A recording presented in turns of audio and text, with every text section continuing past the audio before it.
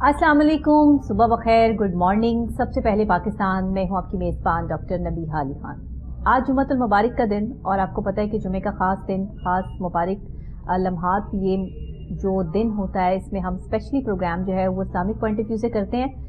Islamic point of view से तो करते हैं लेकिन अपनी माशरती उन पहलुओं को उजागर करते हैं जो हमारे पास इस वक्त कुछ हमारी गलतियाँ, कुछ हमारी कोताहियाँ, कुछ हमारी ऐसी हम निगलेक्ट करते हैं कुछ चीज़ों को जो हमारी ज़िंदगी में बहुत अहमियत रखती हैं, मगर उसके बावजूद भी हम शायद उस पर ना तो कॉन्सेंट्रेट करते हैं, ना हम समझदारी का मुजाहरा करते हैं, बल्कि हम एक गलती के बाद दूसरी गलती करते हैं।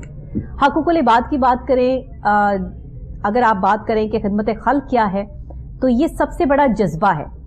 कहते हैं कि अगर इंसान में से इंसानियत को ख़त्म कर दिया जाए तो फिर इंसान हैवान बन जाता है। और आज के दौर का इंसान कितना इंसान है ये आप भी जानते हैं, हम भी जानते हैं, हम सब जानते हैं कि हमारे अंदर कितना इंसान बाकी रह गया है। इंसानियत का तकाजा तो ये है कि खिदमत खल्क़ का जज्बा रखते हुए तमाम उन लोगों को, तमाम उन पहलुओं को उजागर किया जाए, तमाम उन लोगों की खिदमत की जाए जो हमारे इर्द गिर्द मौजूद हैं, जिनका कोई पुरसाने हाल नहीं है। उनके लिए हम खिदमत खल्क़ का जज्बा रखते हुए उनके लिए आसानियाँ पैदा करें।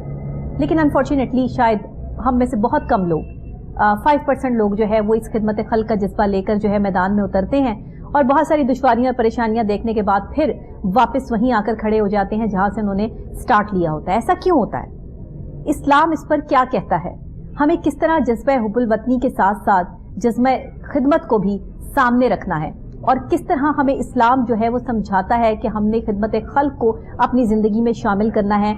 आज इन तमाम पहलुओं पर बात करने के लिए हमारे साथ स्टूडियो में मौजूद हैं हमारे बहुत ही अच्छे, बहुत ही सोफिस्टिकेटेड गेस्ट, जिनका नाम है जी मुफ्ती मोहम्मद उमैर असलम साहब। अस्सलाम वालेकुम मुफ्ती साहब। वालेकुम सलाम। मुफ्ती साहब कैसे हैं आप? ठीक ठाक हैं? अल्हम्दुलिल्लाह, आप खैरियत से? जी अल्लाह का शुक्र, बहुत शुक्रिया कि आप तशरीफ़ लाए और आपने प्रोग्राम में जो है वो मुझे ज्वाइन किया। खिदमत खल्क़ का जज्बा हर शख्स में होता है और ये हमारे मुसलमान होने की दलील भी है, लेकिन आप किसी भी मज़हब में देख लें तो खिदमत खल्क़ जो है वो सबसे पहला अव्वलीन फरीज़ा समझा जाता है और इंसान में से अगर इंसानियत निकाल दी जाए तो फिर इंसान नहीं बचता। आप इसको किस तरह जो है वो इस्लाम से रिलेट करते हुए हमें समझाते हैं? बिस्मिल्लाहिर्रहमानिर्रहीम। बहुत शुक्रिया डॉक्टर साहिबा, आपने एक बहुत अच्छे मौजू का आपने इंतखाब किया है जिसका ताल्लुक हमारे आज के सोशल इश्यूज़ के साथ है जी। और अगर हम बारीक बीनी के साथ हम अगर निगाह दौड़ाएं तो हमें पता चलता है कि असर हाज़र का जो सबसे बड़ा इशू है वो इशू ही एक दूसरे के हकूक़ की तलफ़ी करना है। बिल्कुल, हर तरफ हमारे मुआशरे के अंदर एक अफरा तफरी का बाज़ार हमारे यहाँ गर्म है, एक दूसरे के हकूक़ को तलफ़ किया जा रहा है, हमारे यहाँ एक दूसरे का एहतराम और हमारे अंदर से इंसानियत जो है वो दिन ब दिन ख़त्म होती चली जा रही है। तो इस हवाले से आपने उस मौजू पर आज आपने आवाज़ उठाई है जो कि आज का सबसे बड़ा मसला है। जैसा कि आपने बड़ी अच्छी एक बात कही कि अगर इंसान के अंदर से इंसानियत ख़त्म कर दी जाए तो ये हिवानों से भी ज़्यादा बदतर है। और मैं इसको इस्लामिक पॉइंट ऑफ व्यू से इसको बताना चाहूँगा। कहा जाता है कि ये पहला सबक था किताब खुदा का कि है सारी मखलूक कुंबा खुदा का। बहसीयत मुसलमान हम सब ने देखना है कि हमारी तख्लीक का मकसद क्या है। क्या नमाज पढ़ना, क्या रोज़ा रखना, क्या सजदा करना या तस्बीहात करना हमारा मकसद है? हम बड़ी मशहूर आयत मुबारका इसको हम जिक्र करते हैं जो कि बड़ी अहम है। हमें अपनी इंसानियत की पैदाइश के तख्लीक के मकसद को समझने के लिए अल्लाह रब्बुल इज़्ज़त ने कुरान पाक में सूरह अज़्ज़ारियात में फरमाया वमा खलक़तुल जिन्ना वल इंसा इल्ला लियअबुदून, कि हमने जिन्न और इंसानों को अपनी इबादत के लिए पैदा किया। हमारे यहाँ आम तौर पे इस इबादत से जो मुराद ली जाती है वो नमाज, रोज़ा और ज़कात मुराद ली जाती है कि इससे मुराद अल्लाह ने हमें सजदे के लिए पैदा किया, नमाज के लिए पैदा किया। ये हमारी समझ है, जबकि आइम्मा ने कुरान की क्या ताबीर है, कुरान की रूह क्या है, हमें उस तक पहुंचने के लिए एक अजीम मुफस्सिर इमाम फखरुद्दीन राजी रहमतुल्लाह उनकी तफसीर तक पहुंचना होगा, उनकी तफसीर तक एक्सेस करनी होगी। इमाम फखरुद्दीन राजी आप फरमाते हैं मल इबादतुल्लती खुलिकल जिन्न वल इंस, फरमाते हैं वो कौन सी इबादत है जिसके लिए अल्लाह ताला ने जिन्न और इंसानों को पैदा किया है। फरमाते हैं वो दो काम हैं जिसके लिए अल्लाह ताला ने पैदा किया। नंबर एक अत्ताज़ीमु लिअम्रिल्लाह व शफ़क़तु अला खल्क़िल्लाह, फरमाते हैं एक अल्लाह ताला ने अपनी अहकामात की ताज़ीम के लिए हमें पैदा किया है और दूसरा अपनी मखलूक पर शफ़क़त करने के लिए हमें पैदा किया है। और आगे फरमाते हैं कि लम यखिल्ला शरउन मिनहुमा, फरमाते हैं पिछली शरीयतों में से तमाम तर अंबिया हजरत आदम अलैहिस्सलाम से हजरत ईसा अलैहिस्सलाम तक अगर हम देखें तो कोई भी शरीयत ऐसी नहीं है कि जो इन दो अहकामात से खाली हो। यानी अल्लाह रब्बुल इज्जत ने तमाम तर शरीयतों के अंदर तमाम तर अंबिया के जरिए से इंसानियत को यही पैगाम दिया था कि तुमने मेरे अहकामात की ताजीम करनी है और मेरी मखलूक के ऊपर तुमने शफकत के साथ उनके साथ पेश आना है। इसलिए कहा जाता है कि खुदा के बंदे तो हैं हजारों, बनों में फिरते हैं मारे मारे, मैं उसका बंदा बनूंगा जिसको खुदा के बंदों से प्यार होगा। तो बुनियादी तौर पे मैं सामीन तक ये पैगाम अर्ज करना चाहता हूं कि हमारी तख्लीक का बुनियादी मकसद ये है कि हम अल्लाह के अहकामात की ताजीम करें, जितने भी उसके अहकामात हैं, और फिर उसके बाद अल्लाह ताला की मखलूक के साथ हम शफकत के साथ पेश आएं। हजूर नबी अकरम सल्लल्लाहु अलैहि वसल्लम ने आपने बड़ी खूबसूरत इसकी वजाहत फरमाई। हजूर ने फरमाया अल खल्क़ु इयालुल्लाह, कि ये जितनी भी मखलूक है ये सारी की सारी अल्लाह का कुंबा है, अल्लाह का कुंबा है। डॉक्टर साहिबा, इसमें सिर्फ इंसानियत, इसमें मुसलमानों की बात नहीं है, इसमें नमाज पढ़ने वालों की बात नहीं है, रोजा और हज करने वालों की बात नहीं है, इसमें इंसानियत की बात हो रही है। उसका ताल्लुक किसी भी मजहब के साथ हो, उसका ताल्लुक किसी भी स्कूल ऑफ थॉट के साथ हो, किसी भी रिलीजन के साथ हो। हजूर ने फरमाया अल खल्क़ु इयालुल्लाह, सारी की सारी जो मखलूक है ये अल्लाह का कुंबा है। और करीम आका सल्लल्लाहु अलैहि वसल्लम ने आपने क्या खूबसूरत पैगाम इरशाद फरमाया।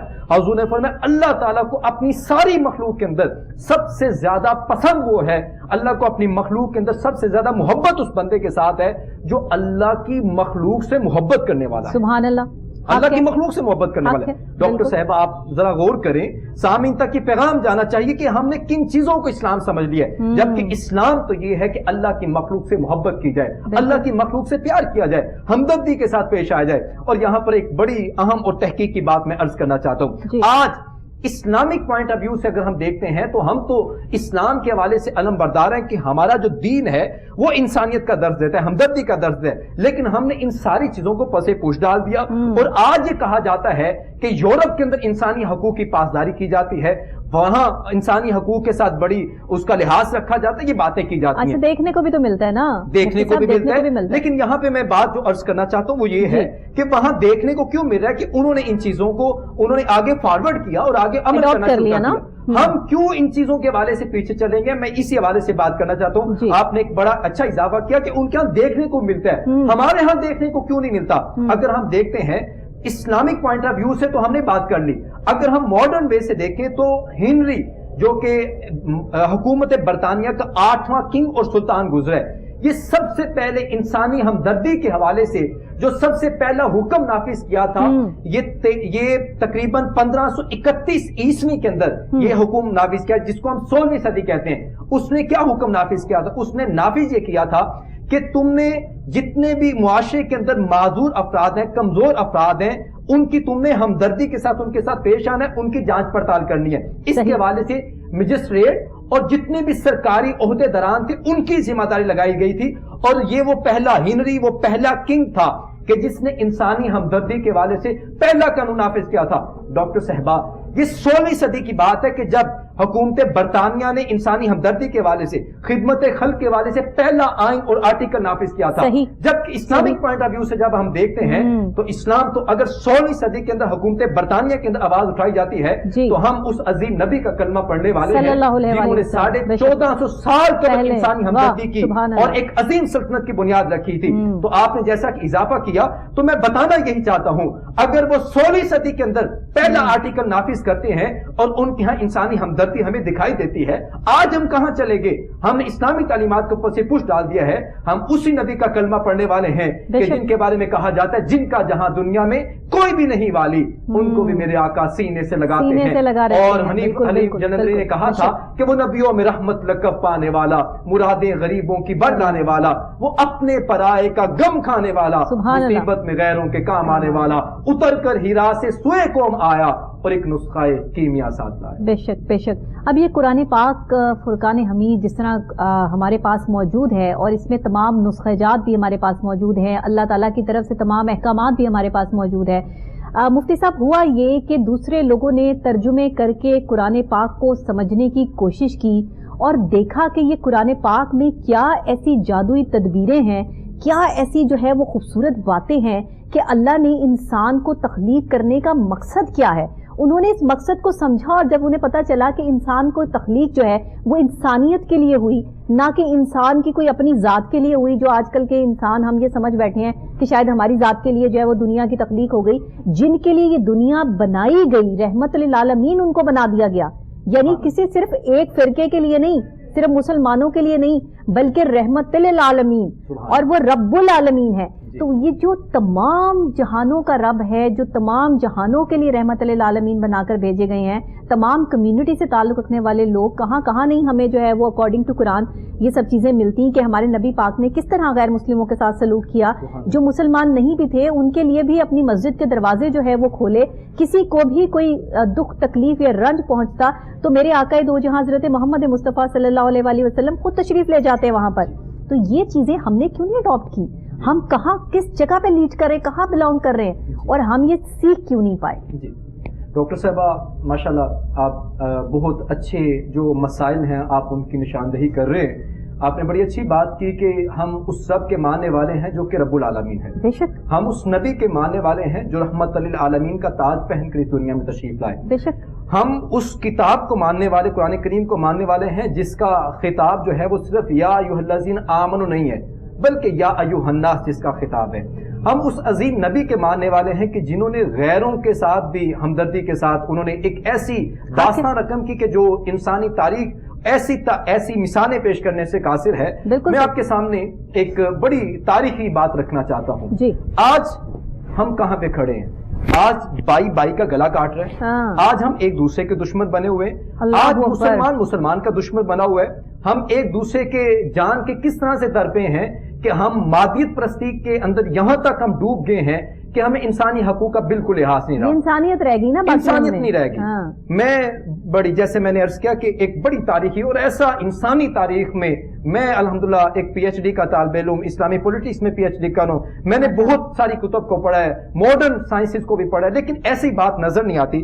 حضرت ابو جہم خود بیان کرتے ہیں، کہتے ہیں کہ 15 ہجری کی بات ہے، جنگ یرموک کا واقعہ ہے۔ فرماتے ہیں میں جنگ یرموک کے اندر میں شریک تھا، تو جنگ جب ختم ہو گئی تو میرا چچا زاد بھائی بھی اسی جنگ کے اندر شریک تھا۔ کہتے ہیں جنگ کے خاتمے کے اوپر میرے ذہن میں خیال آیا کہ میں اپنے بھائی کو تلاش کرتا ہوں، دیکھتا ہوں وہ پتہ نہیں کس حالت میں ہوگا، زخمی ہے، شہید ہو گیا ہے، بھوکا ہے، پیاسا ہے، کس حالت میں جاؤں اور جا کر میں اس کی عیادت کر سکوں۔ حضرت ابو جہم کہتے ہیں کہ میں جب اس کے پاس جاتا ہوں تو میں اس کو انتہائی زخمی حالت میں پاتا ہوں، ایسی زخمی حالت میں کہتے ہیں کہ جان کنی کا عالم ہوتا ہے، ان کی جان جانے والی ہوتی ہے۔ کہتے ہیں میرے پاس پانی ہوتا ہے، میں پانی لے جاتا ہوں تاکہ ان کو پانی پلا سکوں۔ کہتے ہیں کہ میں ان کو پانی کا اشارہ کرتا ہوں کہ کیا آپ پانی پیئیں گے، وہ پہلے مجھے پانی پینے کا اشارہ کرتے ہیں۔ کہتے ہیں جب میں پانی لے کر ان کے قریب پہنچتا ہوں، کہتے ہیں پاس سے دوسرے مجاہد کے کراہنے کی آواز آتی ہے، دوسرے مجاہد کے کراہنے کی آواز آتی ہے۔ کہتے ہیں کہ میرے جو چچا زاد بھائی ہیں وہ پانی پینے سے انکار کر دیتے ہیں کہ میں پانی بعد میں پیوں گا، پہلے دوسرے مجاہد کو جا کے پانی پلایا جائے۔ ڈاکٹر صاحبہ حضرت ابو جہم کہتے ہیں کہ میں پانی لے کر جب دوسرے مجاہد کے پاس پہنچتا ہوں، وہ حضرت ہشام بن ابی العاص ہوتے ہیں، کہتے ہیں کہ وہ پانی پینے لگتے ہیں، پانی بوتل کو ابھی قریب کرتے ہیں، کہتے ہیں پاس سے تیسرے مجاہد کے کراہنے کی آواز آتی ہے، وہ بھی تکلیف میں ہوتے ہیں، پیاس کی وجہ سے کراہ رہے ہوتے ہیں، کہتے ہیں کہ وہ بھی پانی پینے سے انکار کر دیتے ہیں، کہتے ہیں کہ پہلے ان کو پانی پلایا جائے، میں بعد میں پانی پیوں گا۔ حضرت ابو جہم کہتے ہیں کہ میں پانی لے کر ان کے پاس جاتا ہوں، جب میں ان کے پاس پہنچتا ہوں تو وہ شہید ہو چکے ہوتے ہیں۔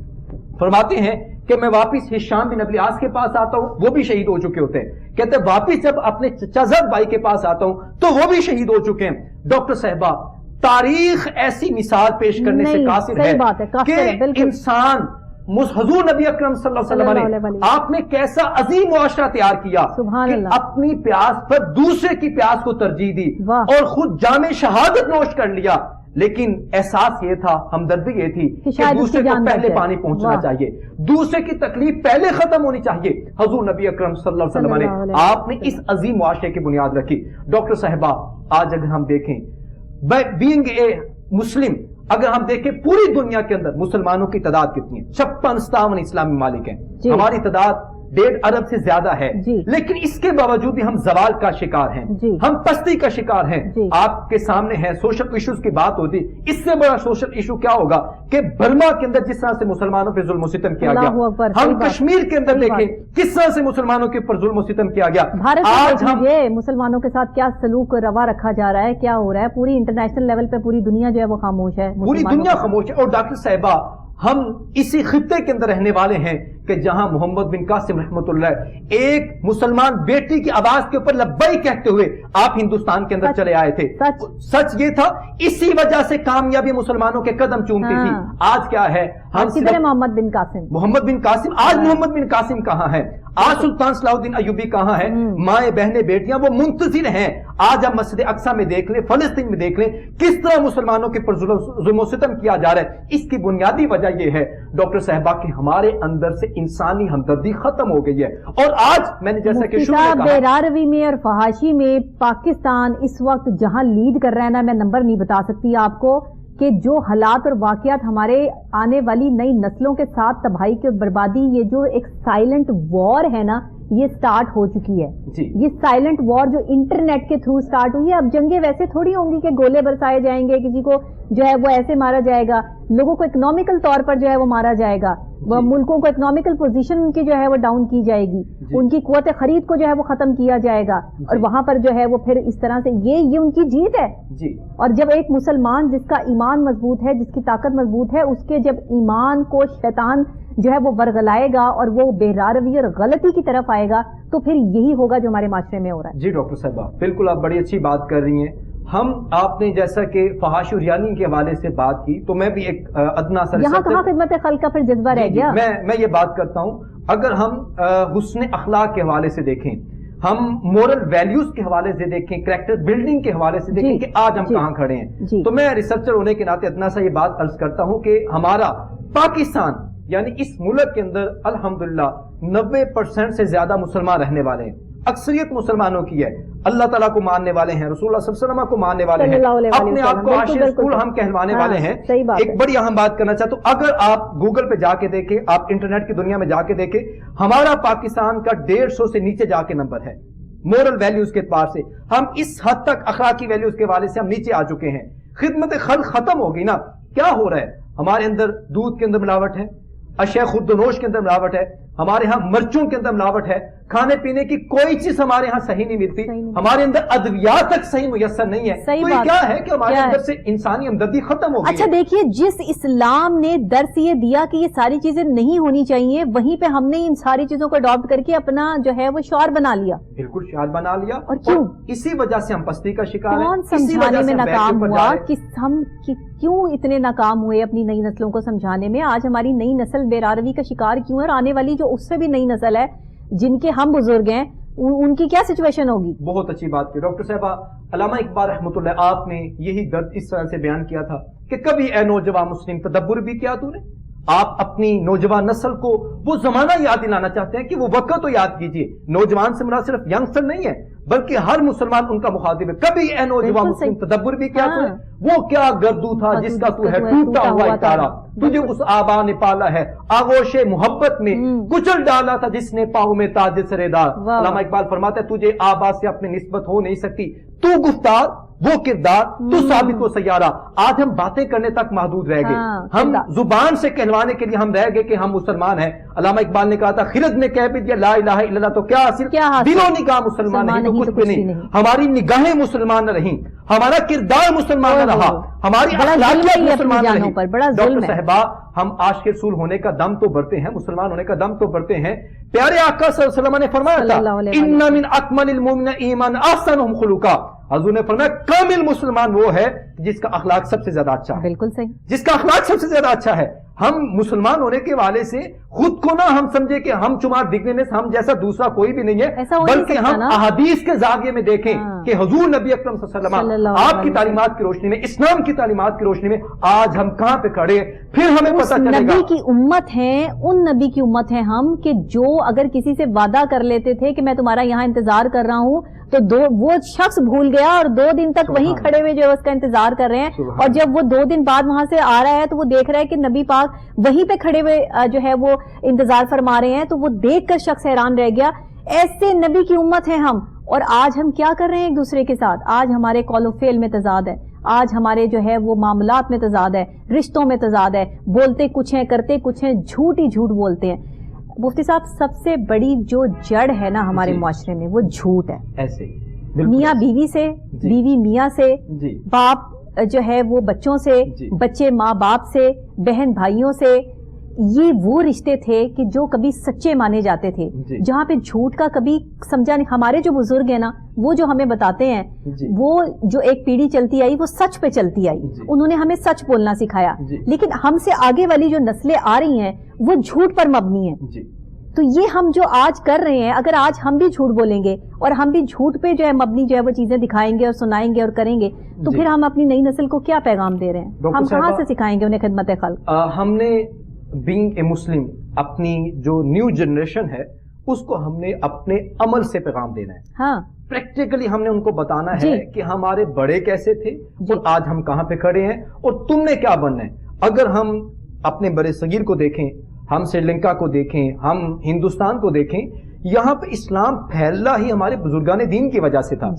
ڈاکٹر صاحبہ، بزرگان دین نے یہاں پہ آ کے بڑی لمبی لمبی تقریریں نہیں کی تھیں۔ ہمارے تاجر آئے، مسلمان آئے، انہوں نے اپنے عمل سے بتایا کہ مسلمان یہ ہوتا ہے۔ وہ لوگ خود اس چیز کو اڈاپٹ کرنے کے اوپر مجبور ہو گئے تھے کہ جس دین کے تم ماننے والے ہو اس دین سے خوبصورت دین کیا ہو سکتا ہے۔ ڈاکٹر صاحبہ، آپ نے سچائی کی بات کی، آپ نے وعدے کی وفا کی بات کی، تو میرے ابھی ذہن میں ایک واقعہ آ رہا ہے، حضرت کہ ہم نے کیسے پیغام دینا ہے۔ حضرت علی المرتضیٰ کرم اللہ وجہ الکریم، سبحان آپ کا ہاتھ مبارک ہے، مولا کائنات آپ کا ہاتھ مبارک ہے، آپ کی زیرہ گم ہو جاتی ہے اور آپ کی وہ زیرہ ایک یہودی اٹھا لیتا ہے۔ حضرت مولا کائنات حضرت علی المرتضیٰ کرم اللہ وجہ الکریم، آپ قاضی کے پاس یہ دعویٰ دائر کرتے ہیں، قاضی آپ سے پوچھتا ہے کہ حضور والا آپ کے پاس اس کے اوپر کوئی گواہ ہے؟ حضرت مولا کائنات فرماتے ہیں کہ میرا غلام اور میرا بیٹا اس کے اوپر گواہ ہے۔ قاضی شریح ان کا نام تھا، عظیم قاضی تھے، انہوں نے بھی قاضی ہونے کا حق ادا کر دیا۔ انہوں نے کہا کہ حضور والا آپ بہتر جانتے ہیں کہ بیٹے کی اور غلام کی جو گواہی ہے وہ آپ کے حق میں قبول نہیں کی جا سکتی، اگر اس کے علاوہ کوئی اور گواہی ہے تو آپ پیش کیجئے۔ صحیح۔ حضرت مولا کائنات وقت کے امیر المومنین ہیں، آپ بھی کٹہرے میں کھڑے ہیں، آپ بھی عدالت میں حاضر ہیں اور یہودی بھی اسی عدالت کے اندر حاضر ہے۔ قاضی شریح، آپ حضرت مولا کائنات کے حق میں آپ فیصلہ نہیں کرتے بلکہ اس یہودی کے حق میں فیصلہ کر دیتے۔ اور ڈاکٹر صاحبہ، وہ یہودی یہی معاملہ دیکھ کر، اسی فیصلے کو دیکھ کر کلمہ پڑھ لیتا ہے کہ جس عظیم دین مسلمان اسلام کا ایک عمل عدالت اتنی خوبصورت ہے، وہ پورا دین کتنا خوبصورت ہوگا۔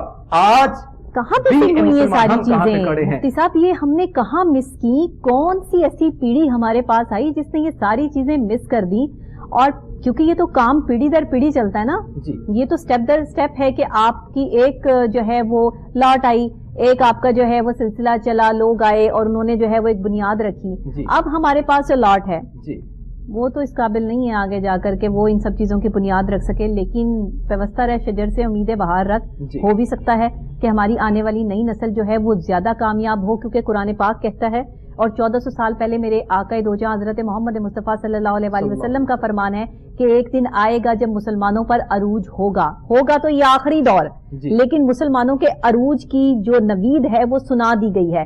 یہ دور آئے گا کہ جب مسلمان جو ہے وہ بالکل ڈاؤن ہوں گے اور ان کا کچھ جو ہے پرسانے حال نہیں ہوگا، شاید یہ وہی وقت ہے جس سے ہم گزر رہے ہیں۔ لیکن آنے والے وقت سے میں پر امید اس لیے ہوں کہ ہو سکتا ہے کہ ہماری یہ باتیں جو ہم یہاں پر کر رہے ہیں یہ آنے والی نئی نسل کے لیے جو ہے وہ کرامت ثابت ہوں۔ اس طرح کے اور بہت سے پروگرام جو ہماری ٹیلی ویژن اسکرین پہ چلتے ہیں جس سے اصلاح ہوتی ہے، جس سے انہیں پتہ چلتا ہے کہ ہمیں آگے جا کے کس طرح جو ہے وہ چلنا ہے اور کرنا ہے، تو وہ آنے والا ٹائم جو ہے وہ مسلمانوں کے لیے کامیابی کا دور ہو۔ جی ڈاکٹر صاحبہ، میں پہلے تو آپ کو بارے دیگر اپریشیٹ کرتا ہوں کہ اس طرح کے ایشوز پہ بہت کم بات کی جاتی ہے، جیسا کہ آپ نے خود بتایا کہ آج ہم کہاں پہ کھڑے ہیں، وہ کہاں سے ٹرننگ پوائنٹ تھا کہ ہم اپنے ماضی کو دیکھتے ہیں ہمیں بڑا برائٹ نظر آتا ہے, ہمیں وہ روشن نظر آتا ہے, لیکن آج ہم جہاں پہ کھڑے ہیں ہمیں ہر طرف تاریکی نظر آتی ہے, ہمیں مایوسی نظر آتی ہے.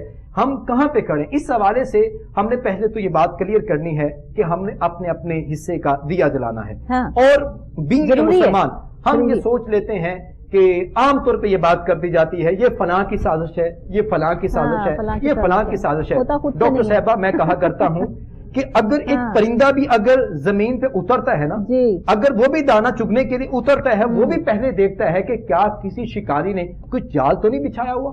ظاہر ہے وہ پرندہ بھی یہ دیکھتا ہے.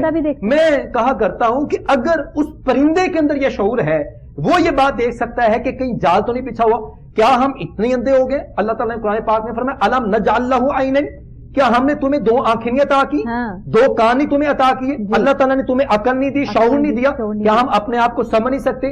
آپ نے جیسا کہ بات کی پتا سب کو ہے مفتی صاحب کہ یہ غلط کر رہے ہیں, ہم سب کو پتہ ہے غلط کر رہے ہیں, لیکن غلط اتنی بہادری کے ساتھ کر رہے ہیں کہ وہ غلط کو غلط سمجھ ہی نہیں رہے کہ ہم غلط کر رہے ہیں. جی ڈاکٹر صاحبہ, اس کے حوالے سے میں ان کا علاج دریافت کرنا چاہوں گا آج کے اس مختصر وقت میں. اس کی ایک وجہ یہ ہے کہ ہم یہ سوچ لیتے ہیں کہ جو جہاں پہ کھڑا ہوا ہے نا اس کو کھڑا رہنے دے, جو جہاں پہ لگا ہوا ہے اس کو لگا رہنے دے.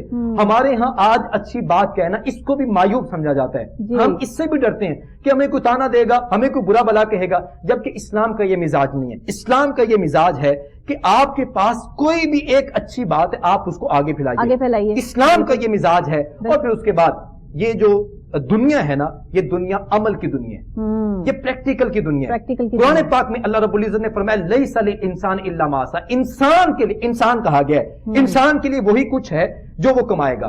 حضور نبی اکرم صلی اللہ علیہ وسلم, آج ہم سمجھتے ہیں کہ بس دعائیں کریں گے اور دعائیں کرنے سے ساری کی ساری فتح اور غیب سے فرشتے ہمارے اوپر نازل ہو جائیں گے. اس کے لیے علامہ اقبال نے کہا تھا فضائے بدر پیدا کر, فرشتے تیری نصرت کر. اس کے لیے ہمیں پہلے پاک دامن ہونا ہوگا, ہمیں اپنا اندر صاف کرنا ہوگا, ہمیں اپنے اخلاقیات کو صاف کرنا ہوگا, ہمیں اپنے معاملات کو پاکیزہ کرنا ہوگا. ہم کہتے ہیں کہ ہمارے اوپر فرشتے بھی نازل ہو جائیں, ہمارے اوپر غیبی مدد بھی آ جائے, اور ہم رہیں برے کے برے, خدمت خلق بھی نہ کریں, خدمت خلق بھی نہ کریں, کچھ بھی نہ کریں. اس کے لیے ہمیں سب سے پہلے تو عمل کی طرف جانا ہوگا. اور میں میرا تعلق کیونکہ سیالکوٹ سے ہے, پھر میرا ایم فل جس یونیورسٹی سے ہے. علامہ اقبال رحمۃ اللہ آپ کی جو روح ہے وہ کیا کہتے ہیں؟ علامہ اقبال نے کہا تھا کہ عمل سے فارغ ہوا مسلمان بنا کے تقدیر کا بہانہ. پتہ نہیں کیا نام ہے اس کا, خدا فریبی یا خود فریبی, پتہ نہیں کیا نام ہے اس کا, خدا فریبی یا خود فریبی, عمل سے فارغ ہوا مسلمان بنا کے تقدیر کا بہانہ. ڈاکٹر صاحب ہم کیا دیتے ہیں, یہ تو ہمارے مقدر میں لکھا ہے, دیا آپ نے سوال کا, ہمارے تقدیر میں یہ لکھا ہے, ہمارے تو مقدر میں یہ لکھا ہے, ہمارے تو دن برے آئے ہوئے ہیں, ہمارے اوپر تو وقت برا آیا ہوا ہے. ڈاکٹر صاحب علامہ اقبال نے کہا تھا کہ مسلمان اسی وجہ سے قسم پرسی کا شکار ہے, اسی وجہ سے ہم پستی کی طرف جا رہے ہیں. بھئی ہمارے تو قسمت میں یہ لکھا ہوا ہے. علامہ اقبال نے کہا تھا تقدیر کا رونا نہ رہو بلکہ عملی طور پہ میدان میں نکلو. ڈاکٹر صاحبہ اگر دعا سے سب کچھ ہو سکتا, مجھے آپ یہ بتائیے کہ حضور نبی اکرم صلی اللہ علیہ وسلم آپ کو میدان بدر میں آنے کی کیا ضرورت تھی؟ صحیح بات, آپ کو غزوہ احد بپا کرنے کی کیا دعا ہوتی اور بات ہو جاتی, دعا سب کچھ. میرے نبی صلی اللہ علیہ وسلم سے بڑھ کے مستجاب الدعویٰ کون ہو سکتا تھا؟ انہوں نے کر کے دکھایا, عملی طور پہ کر کے دکھایا. اور ڈاکٹر صاحبہ آج ہم نے ان باتوں کو سمجھنا ہوگا, اور اگر میں یہ بات نہ کروں تو بڑی یہ خیانت ہوگی. ڈاکٹر مائیکل ہارٹ, اس نے جب کتاب لکھی تھی The 100, میرے پاس وہ کتاب موجود ہے, اس نے جب دنیا کے عظیم لوگوں کو اس کتاب کے اندر یکجا کیا, اس نے کیا کہا تھا؟ اس نے پوری دنیا میں سے ہیومن ہسٹری میں سے بڑے بڑے عظیم لوگوں کا انتخاب کیا تھا, اور عظیم لوگوں کا جب چنا, ٹاپ آف دا لسٹ ان 100 کے اندر آئنسٹائن بھی ہے, نیوٹن بھی ہے, شیکسپیئر بھی ہے, آئنسٹائن بھی ہے, افلاطون بھی ہے, سکندر اعظم بھی ہے, حضرت عیسیٰ علیہ السلام بھی ہیں, بدھ مت کے بانی بھی ہیں, اس کے اندر دیگر مذاہب کے بانیان بھی ہیں, بڑے بڑے بادشاہ ہیں, بڑے بڑے فلاسفر ہیں, بڑے بڑے سائنسدان ہیں. ڈاکٹر صاحبہ ڈاکٹر مائیکل ہارٹ عیسائی ہے, غیر مسلم ہے, امریکہ کا رہنے والا ہے. 1979 کے اندر ایک کتاب شائع ہوتی ہے, اس نے کہا تھا کہ دنیا کے اندر جب میں دیکھتا ہوں سب سے عظیم ہستی اگر کوئی گزری ہے وہ ایک ہی ہستی ہے, اے مسلمانوں تمہیں مبارک ہو, وہ تمہارے نبی محمد مصطفیٰ کی ذات ہے. ڈاکٹر صاحبہ اس کے جملے بڑے اہم ہیں. وہ کہتا ہے my choice of محمد صلی اللہ علیہ وسلم to lead the list may be surprise to some readers and may be questioned by others, but he was the only man in the history who was supremely successful on both the religious and secular level. Dr. Michael Hart कहता है कि मैंने मोहम्मद मुस्तफा सल्लल्लाहु अलैहि वसल्लम को top of the list रखा। वो कहता है मुझे पता है मेरे अपने भी इसके ऊपर सवाल उठाएंगे, ऑब्जेक्शन उठाएंगे। कहता है लेकिन मैंने देखा है दीनी हवाले से भी दुनियावी हवाले से भी जो हस्ती सारी कायनात में सबसे आला गुजरी है वो एक हस्ती है, मोहम्मद मुस्तफा के साथ।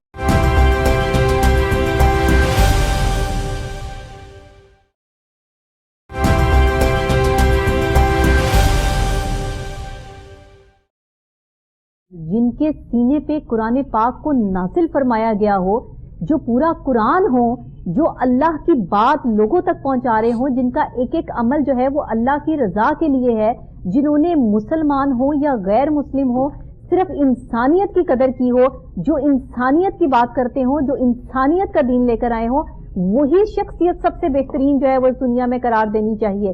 अब आप ये देखिए कि ये गैर मुस्लिम बात कर रहे हैं, मुसलमान नहीं। मुसलमान तो है ही आशिक रसूल ना, हम तो नबी पाक के मानने वाले हैं। हमारा तो एक एक लम्हा, एक एक हमारी तो सांस, जान, माल सब कुछ जो है वो हमारे आका पे कुर्बान। लेकिन जो गैर मुस्लिम है जब वो ये बात करते हैं तो अपनी कितनी बड़ी जो है वो पावर आपके अंदर आ जाती है कि हम ऐसे नबी की उम्मत है, इसीलिए हमारे गुनाहों पर हमारी पकड़ नहीं हो रही। वरना मुफ्ती साहब जिस तरह के गुनाहे कबीरा में हम पढ़ चुके हैं ना, और जिस तरह के मामलात यहाँ बच्चियों के साथ रोज जो मामलात हो रहे हैं, जो औरतों के साथ उनकी इज्जत पामाल की जा रही हैं, जो औरत को सिर्फ और सिर्फ जो है वो एक टिश्यू पेपर समझा जा रहा है, ये हमारे मजहब इस्लाम में ये चीजें नहीं है। और ये सब हम मुसलमान ही आपस में कर रहे हैं, कोई गैर मुस्लिम आके हमें नहीं काट रहा, आपस में हम ही एक दूसरे के गले काट रहे हैं। ये चीजें पे अल्लाह ताला की कितनी नाराजगी है। और ये वायरसेस कहाँ से आए? आज जरा सोचिए ना बैठ के कि कोरोना वायरस है, डेल्टा वायरस है, मिक्रॉन वायरस है। हम बातें तो करते हैं, साइंस तो इसको प्रूव करती है, लेकिन साइंस और इस्लाम का बड़ा गहरा ताल्लुक है। और अगर हम मुफ्ती साहब ये देखें कि ये वायरसेस कहाँ से आए तो ये हमारे गुनाहों की सजा है। मैं साफ और वाज़ेह अल्फाज में ये बात करती हूँ, कोई साइंस इसको जो है वो प्रूव कर ले, कोई बंदा इसको प्रूव कर ले, ये सिर्फ और सिर्फ हमारे गुनाहों की सजा है। कोई शख्स फरिश्ता नहीं है, सबके अंदर जो है वो कोई ना कोई ऐसी चीज दफन है कि जिसको लोग किसी के सामने लाएं तो वो शर्मिंदा हो जाएं। सिर्फ अल्लाह की देखिए कितनी बड़ी बात है मुफ्ती साहब माजरत के साथ कि वो हमें शर्मिंदा नहीं होने देता, वो हमारी जो है रख लेता है लाज। आपके जो जुमले हैं मैं उनको अहादीस की रोशनी में मैं उनकी तस्दीक करना चाहूंगा। हुजूर नबी अकरम सल्लल्लाहु अलैहि वसल्लम ने आपने वाज़ेह तौर पे फरमाया था, हुजूर ने फरमाया कि इस कलमे का जो हक है ना वो अदा करते रहना। आपने जो बात कही है मैं उसको हदीस की रोशनी में उसकी ताबीर करना चाहता हूँ। हुजूर ने फरमाया इस कलमे का हक अदा करते रहना। कलमे का अर्ज किया, इस कलमे का हक क्या है? हुजूर ने फरमाया कलमे का हक ये है कि इसकी जो तालीमात हैं वो आगे पहुंचाते रहना, नेकी की दावत देते रहना, बुराई से मना करते रहना।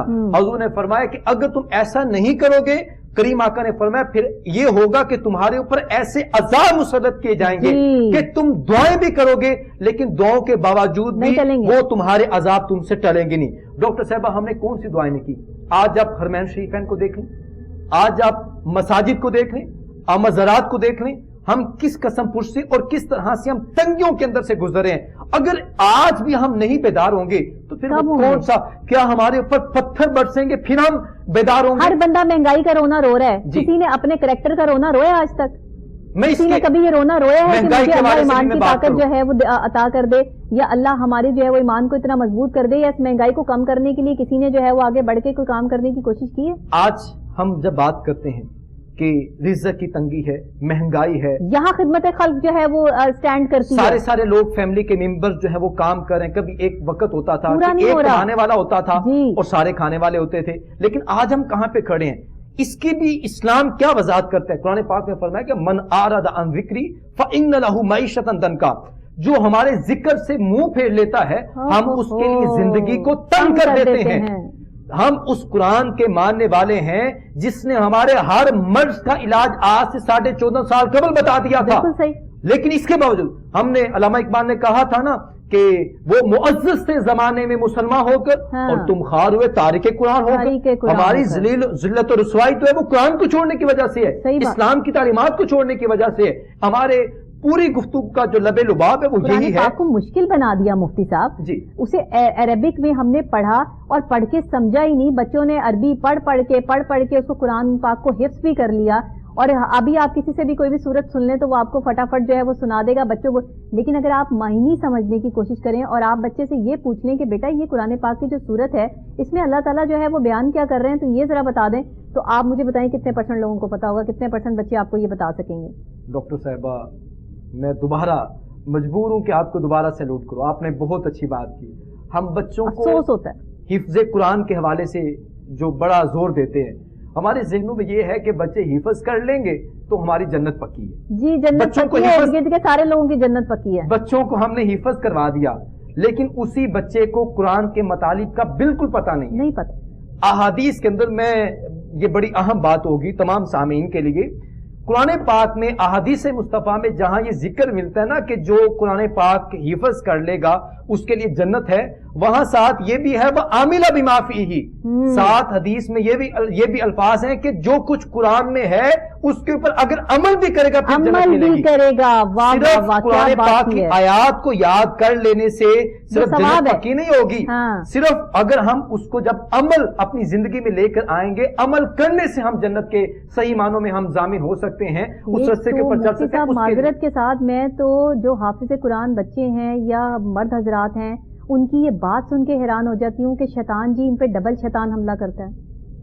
مجھے نہیں سمجھ آتی اس بات وہ میں نے جواب پہلے بڑا کر دیا ہے, مجھے ہوتا ہے ایسی باتیں سن کے پہلے جواب کر دیا ہے علامہ اقبال کی زبان میں کہ انہوں نے کہا تھا کہ عمل سے فارغ ہوا مسلمان بنا کے تقدیر کا بہانہ. جب کسی قوم کی قسم پرسی کو دیکھنا ہو تو وہ شکوے دوسروں پہ ڈال دیتی ہے, اپنی خرابیوں کی وجہ نہ وہ دوسروں پہ ڈال دیتی ہیں. اپنے آپ کا اپنا محاسبہ نہیں کرنا, اپنے اندر جھانکے نہیں دیکھنا.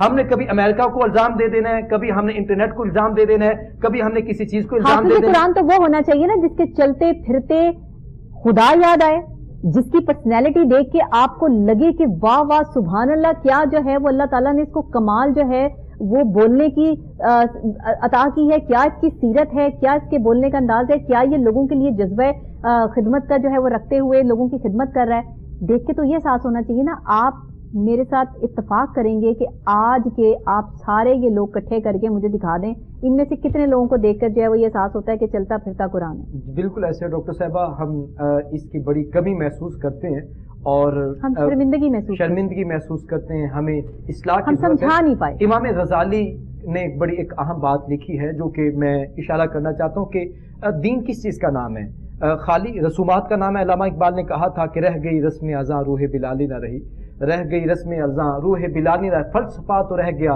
تلقین غزالی نہ رہی, مسجد مرثیہ خواں ہے کہ نمازی نہ رہے, وہ صاحب اوصاف حجازی نہ رہے. نمازی پڑھنے والے ہیں لیکن وہ جو حجازی صفات ہمیں چاہیے تھی نا وہ ہمارے اندر سے ختم ہو گئی ہیں. امام غزالی کہتے ہیں کہ حضرت بشر بن حارث بڑے مشہور صوفی ہیں, ان کے پاس نا ایک حاجی آ گیا. وہ کہنے لگا جی میں نے حج کے لیے جانا ہے اور میں نے اتنے درہم جو ہیں وہ حج کے لیے اکٹھے کیے ہوئے. انہوں نے حضرت بشر بن حارث انہوں نے پوچھا یہ بتاؤ کہ حج سے تمہارا مقصد کیا ہے, اور حج بھی نفلی تھا. انہوں نے کہا کہ میرا مقصد یہ ہے کہ میں اللہ کی رضا کو حاصل کر سکوں. آپ نے فرمایا کہ ایسا کرو کہ تم جو حج اللہ کی رضا کے لیے کرنا چاہتے ہو جاؤ جا کے اپنے کسی غریب بھائی کی مدد کر دو, کسی یتیم کی مدد کر دو, کسی بیوہ کے کام آ جاؤ. اور آپ نے فرمایا کہ اگر تم ایسا کرو گے تو اللہ تعالیٰ تمہیں 100 نفلی حجوں کا ثواب عطا کرے. سبحان اللہ, 100 نفلی حجوں کا. اور آج ہم لوگوں کے حق لوٹ کے, لوگوں سے پیسے ادھار پکڑ کے, لوگوں کے معاملات خراب کر کے کعبے چلے جاتے ہیں.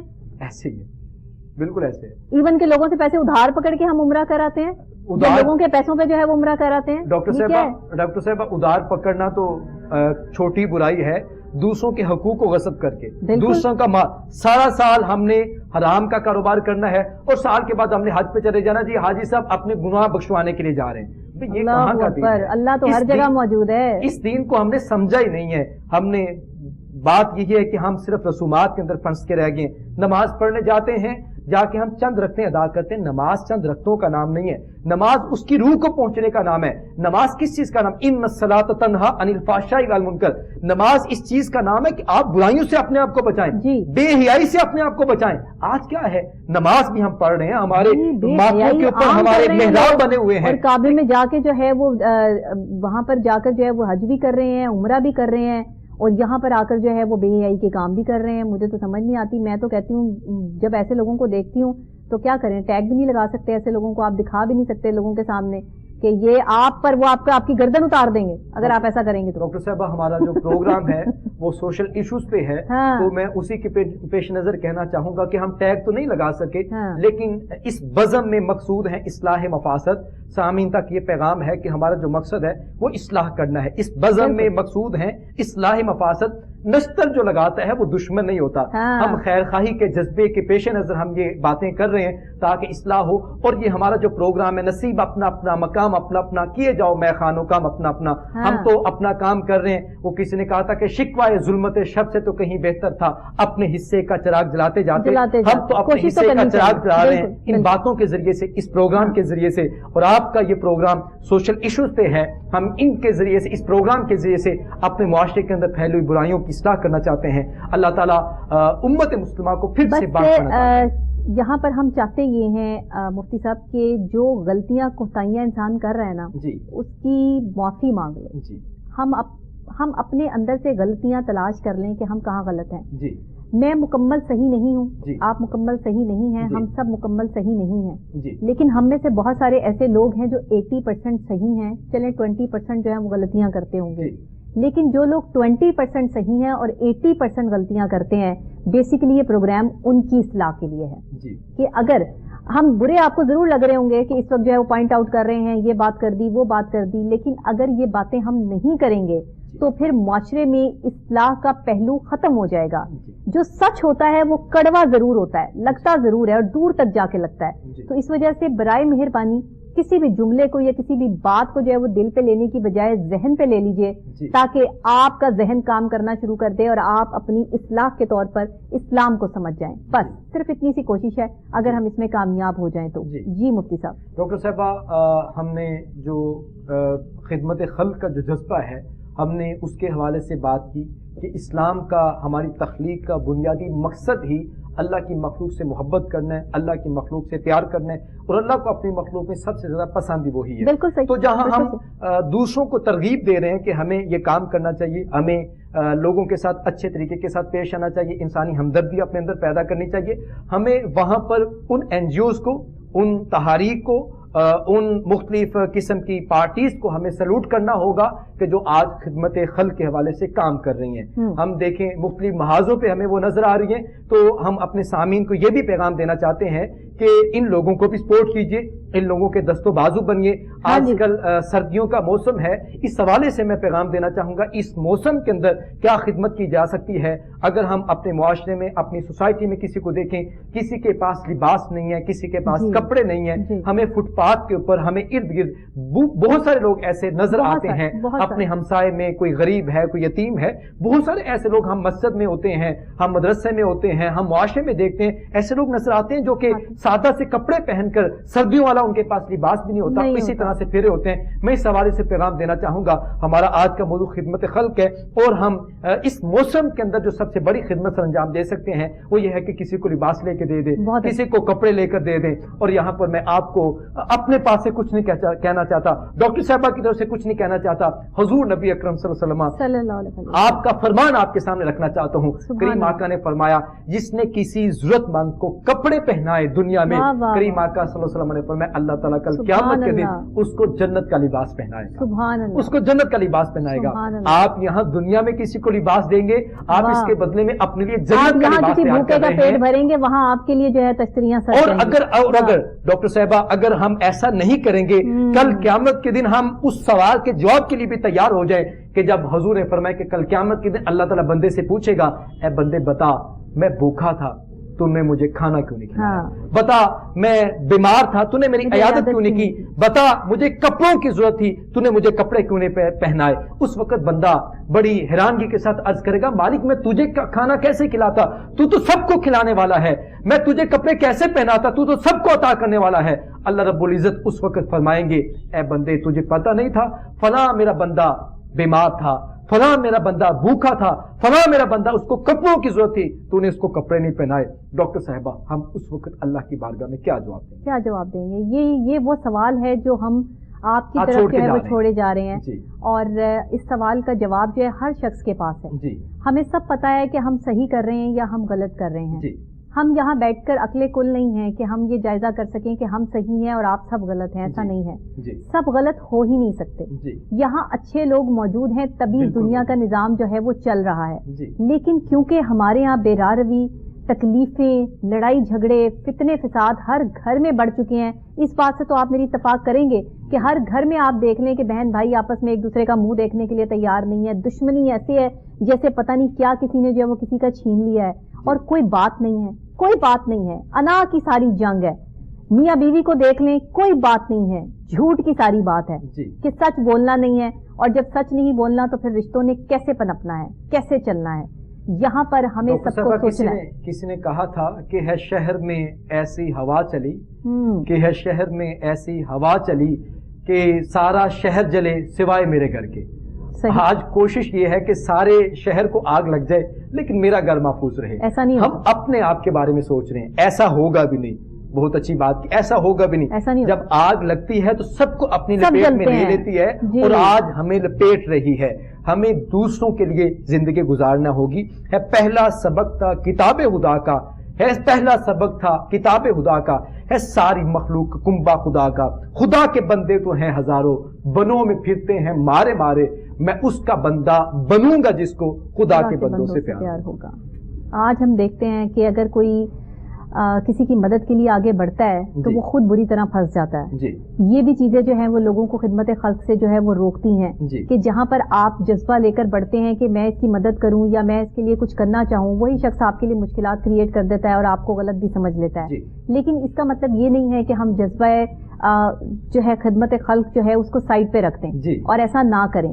ہمیں تو یہ صرف اللہ کی رضا کے لیے کرنا ہے، آپ یہ چھوڑ دیجئے کہ آگے کیا ہوگا، صرف اللہ نے آپ کو بچانا ہے۔ جب آپ نے اللہ کے لیے نیکی کی ہے نا تو وہ نیکی اللہ آپ کے حصے میں آپ کو اس سے جو ہے وہ سیکیور کر لے گا، سیف کر لے گا، ایک سائڈ پہ کر لے گا اور آپ کو اس سے بچا لے گا۔ اکثر اوقات ہمارے ساتھ بھی ایسا ہوتا ہے کہ ہم نیکی کرنے کے جو ہے وہ جذبے سے آگے بڑھتے ہیں، لیکن وہ نیکی جو ہے ہمارے گلے پڑ جاتی ہے اور وہ مشکلات میں ہمیں جو ہے دھکیل دیتی ہے، لیکن اللہ وہاں سے ہمیں نکال لیتا ہے۔ کیوں؟ کیونکہ ہماری نیت صاف ہوتی ہے، ہم یہ جذبہ نیت جو ہے وہ لے کے چل رہے ہوتے ہیں کہ ہم نے اس کی مدد کرنی ہے اور اللہ کے لیے کرنی ہے۔ اگر آپ یہ جذبہ لے کے چلیں گے نا کہ آج میں نے اس کی مدد کی ہے تو کل کو یہ بھی میری مدد کرے گا، نو وے، ایسا نہیں ہوتا۔ ثواب اس کی مدد کرنے کا ملتا ہے جس کو آپ جانتے ہی نہیں ہیں، جس کا آپ کو پتہ ہی نہیں ہے کہ یہ کون ہے کون نہیں ہے۔ مفتی صاحب کیا کہیں گے، کیا پیغام دینا چاہیں گے آج کے اس پروگرام سے، کیونکہ ہمارے بس جو ہے وہ 1-2 منٹ ہے، اس کے بعد ہم اپنے پروگرام کے اختتام کی طرف چلیں گے۔ جی ڈاکٹر صاحبہ، میں پہلے تو یہی عرض کرنا چاہوں گا کہ اسلام کا مزاج جو ہے، اسلام کا مطلب ہی دوسروں کو سلامتی پہنچانا ہے۔ خدمت خلق جو ہے وہ اسلام کا سب سے اہم ترین موضوع ہے۔ ہمیں خدمت خلق کا اپنے اندر جذبہ پیدا کرنا ہوگا، اور جیسا کہ لاسٹ میں آپ نے کہا کہ ہمیں جو رضا ہے وہ دوسروں سے نہیں حاصل کرنی بلکہ اللہ سے وہ رضا حاصل کرنی ہوگی۔ کریم آقا نے ارشاد فرمایا، حضور نے فرمایا، جب بندہ اپنے کسی مسلمان بھائی کی مدد کرتا ہے تو اللہ اس کی مدد کر رہا ہوتا ہے۔ اگر آپ آج کسی کی مشکل کو دور کریں گے، حضور نے فرمایا اللہ تعالیٰ کل قیامت کے دن آپ کی مشکلات کو دور کرے گا، دنیا کی آپ کی مشکلات کو دور کرے گا۔ ہم نے اپنے اندر یہ جذبہ پیدا کرنا ہے، اور ہم نے جو رضا ہے وہ لوگوں سے نہیں حاصل کرنی۔ اور یہ بھی نہیں ہے، آج کل یہ بھی بہت بڑا فتنہ ہے، ہم نے نیکی کر لی، ہم نے کسی کو تھیلا آٹے کا تھما دیا، ہم نے کسی کے ساتھ کوئی بھی نیکی کی، اس کو سوشل میڈیا پہ ڈال دیا، ہم نے پھر اس کی توہین کرنی ہے، اس کی عزت کو ہم نے پامال کرنا ہے۔ ڈاکٹر صاحبہ میں یہ بھی پیغام عرض کرنا چاہوں گا، ایسا بھی نہیں ہونا چاہیے، آپ اللہ کے رضا کے لیے کریں۔ حضور نے فرمایا سب سے بہترین صدقہ وہ ہے کہ جو چھپا کے دیا جائے، دوسرے ہاتھ کو پتہ نہ چلے، دوسرے ہاتھ کو پتہ نہ چلے۔ ہم نے تو نیکی کر سوشل میڈیا پہ ڈال، آج کل یہ جذبہ ہے، نیکی کا دریا میں ڈال والا سوشل میڈیا والا ختم ہو گیا۔ ہم نے باقی آخر میں ہم جو تنظیمات، NGOs جو بھی تحریک خدمت خلق کے حوالے سے جو کام کر رہی ہیں، ہم ان کو بھی اپریشیٹ کرتے ہیں۔ اللہ تعالیٰ ان کو مزید ہمت عطا کرے اور ہم بھی ان کا ساتھ دیں۔ بس کسی کی تذلیل نہ ہو، کسی کا جو ہے وہ سلسلہ آگے نہ جائے، اور کسی کو وہ آٹے کا تھیلا لے کر ہاتھ میں تصویر اترواتے ہوئے جو شرمندگی محسوس نہ ہو کہ میں وہاں سے یہ آٹے کا تھیلا لے کر آیا تھا یا آئی تھی۔ لوگوں کی ضرورتوں کا تم سے جڑے رہنا اللہ کا تم پر ظاہر کرتا ہے، اور اگر ہم زندگی میں اللہ کے فضل کو ہی نہ سمجھ پائیں تو ہم پر پھر اسی طرح کے عذاب آتے ہیں جس طرح کی یہ وائرسز ہمارے ارد گرد موجود ہیں۔ اللہ اپنے فضل سے ان بندوں کو بچا لیتا ہے جو اللہ کے راستے میں نیکیاں کرتے ہیں۔ آپ کی یہ نیکیاں ہیں کہ اگر خدا نہ خواستہ آپ کا کہیں ایکسیڈنٹ ہو جائے، آپ تکلیف میں آ جائیں، پریشانی میں پھنس جائیں، مصیبت میں ہو، کوئی آپ کی مدد کے لیے نہ آئے، تو یہ نیکیاں مدد کے لیے آتی ہیں. وہ دعا کے لیے اٹھے ہوئے ہاتھ آپ کی مدد کرتے ہیں جن میں کبھی آپ نے کسی کا سر ڈھکا ہوتا ہے، جس کا کبھی آپ نے پیٹ جو ہے وہ بھرا ہوتا ہے. یہ وہ چیزیں ہیں جو عرش مولا تک جاتی ہیں اور آپ کی مشکلات آسان کر دیتی ہیں. آپ 1 روپیہ بھی کماتے ہیں تو اس میں سے آدھا پیسہ جو ہے وہ غریب کے لیے ضرور رکھیے. دیکھیے پھر اللہ تعالیٰ آپ کو کتنے جو ہے وہ پیسوں سے نوازتا ہے اور آپ کو پتہ بھی نہیں چلے گا. یہ نہ کریں کہ اپنے پاس سیو کر لیں. اسی کے ساتھ ڈاکٹر نبیہہ علی خان کو اجازت دیجیے. بہت شکریہ ہمارے مہمان گرامی کا بھی اور آپ کا بھی کہ آپ ہمارے ساتھ رہے. ناظرین، کل انشاءاللہ پھر آپ سے ملاقات ہوگی، سیم ٹائم سیم چینل. تب تک کے لیے دیجیے گا اجازت. اللہ نگہبان.